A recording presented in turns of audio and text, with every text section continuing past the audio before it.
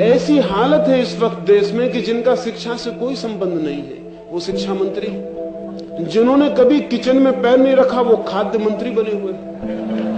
जब नहीं वो खाद्य मंत्री होंगे।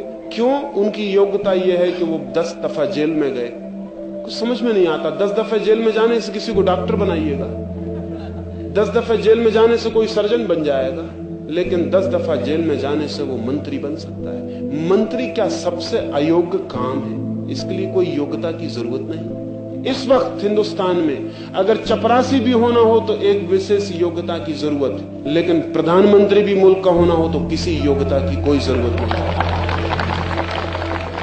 सबसे अयोग्य काम जिसके लिए शिक्षित होने की, योग्य होने की, किसी तरह के विशेष ज्ञान की कोई जरूरत नहीं है, वो राजनीति। इसलिए राजनीति अशिक्षित, अयोग्य, जो कुछ भी ना कर सके, सब तरह से पंगु, बुद्धिहीन, उन सबका धंधा बन गया, उनका अड्डा वहां खड़ा हो गया। इससे मुल्क को बचाना पड़ेगा। आज अजीब हालत है। जो सोच सकते हैं, विचार सकते हैं, उनकी कोई आवाज नहीं है। जो जोर से चिल्ला सकता है, मुक्का पटक के टेबल बजा सकता है, 10-5 आदमियों को किसी भांति राजी कर सकता है अपनों को कि ये बाबूजी हैं, नेताजी हैं कहने के लिए, वो आदमी जीत जाएगा, वो मुल्क में ताकत में पहुंच जाएगा, वो फिर बैठ जाएगा वहां। और एक अजीब जाल है जो बहुत हैरान करने वाला है। दिल्ली में मैं होता हूं तो देख के बड़ी हैरानी होती।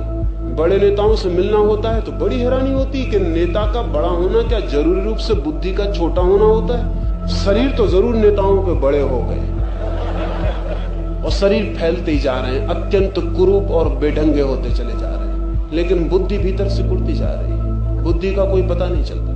एक बड़े नेता के घर में मैं मेहमान था तो उन्होंने कहा कि मैं गाय का ही दूध पीता हूँ, भैंस का नहीं पीता। मैंने कहा क्या हुआ? उन्होंने कहा भैंस के दूध पीने से बुद्धि खराब हो जाती। तो मैंने कहा उसके लिए कम से कम बुद्धि होनी तो चाहिए, तभी खराब हो सकती है। आप निष्फिक्र पियो, आपको कोई पीने में डर नहीं होना चाहिए, कोई डर की जरूरत नहीं। मगर आप हंसे, वो हंसे भी नहीं, तो उसके लिए भी समझने की बुद्धि चाहिए। वो मुझे मुंह बा के देखते रह गए कि मैं क्या कह रहा हूं।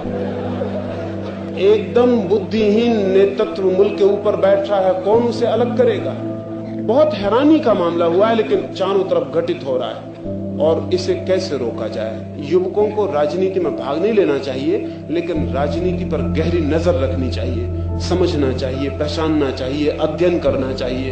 जब वो कल जिंदगी में भाग लेने आए तो जो भूल पिछली हमने 20 सालों में की है वो आगे ना हो, इसका बोध, इसकी मेहनत, इसका श्रम उन्हें उठाना